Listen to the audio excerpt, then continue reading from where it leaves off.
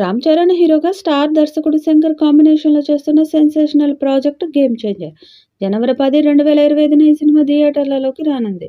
అయితే ఈ political drama నుంచి మరో సాంగ్ రిలీజ్ కానుంది. తర్వాత ఈ సాంగ్ గేమ్ చేంజర్ను సౌండ్ చేంజర్గా మారుస్తుంది అంటూ మ్యూజిక్ డైరెక్టర్ తమన్ ట్వీట్ వేయడంతో ఇప్పుడు ఈ సాంగ్పై భారీ అంచనాలు క్రియేట్ అయ్యాయి. డిహెచ్ఓపి అంటూ సాగే ఈ సాంగ్ త్వరలోనే రిలీజ్ అవుతుందని, ఆ తర్వాత దీని గురించి ప్రపంచమే మాట్లాడుకుంటుందని తమన్ చెప్పుకొచ్చాడు. తమన్ ఈ సాంగ్పై ఈ రేంజ్లో కామెంట్స్ చేయడంతో మెగా ఫ్యాన్స్కి సాంగ్పై అంచనాలు భారీగా పెరిగిపోయాయి. మొత్తానికి మెగా అభిమానులు ఈ సాంగ్ కోసం చాలా ఆసక్తికరంగా ఎదురుచూస్తున్నారు. మరి వారి అంచనాలను ఈ పాట అందుకుంటుందో లేదో చూడాలి.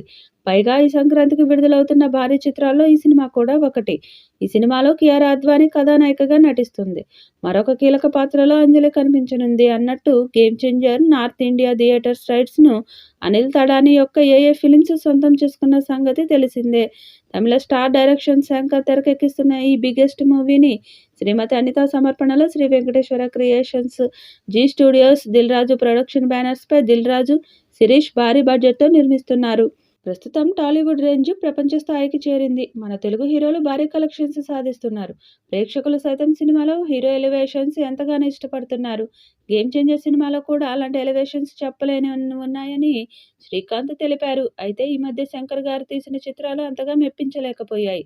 కానీ ఈ సినిమా మాత్రం ప్రేక్షకులను ఎంతగానో ఆకట్టుకుంటుంది. ఈ సినిమాలో ఊహించని ట్విస్టులు ఉంటాయి. శంకర్ గారి ప్రతి సినిమాలో ఉన్న విధంగా ఇందులోనూ సామాజిక సందేశం ఉంటుంది. కార్తీక్ సుబ్బరాజు గారు మంచి రచయిత. ఆయన రాసిన కథ శంకర్ గారికి ఎంతగానో నచ్చింది. అందుకే సినిమాను చేసేందుకు ముందుకు వచ్చారు. దిల్ రాజు గారు కూడా ఖర్చుకు ఎక్కడా వెనుకాడలేదు. ఈ మూవీకి సీక్వెల్ వంటివి ఏమీ ఉండవని శ్రీకాంత్ తెలిపారు. ఈ సినిమాలో రామ్ చరణ్ నటనకి ఫ్యాన్స్కి గూస్ బంప్స్ గ్యారంటీ అని శ్రీకాంత్ తెలిపారు.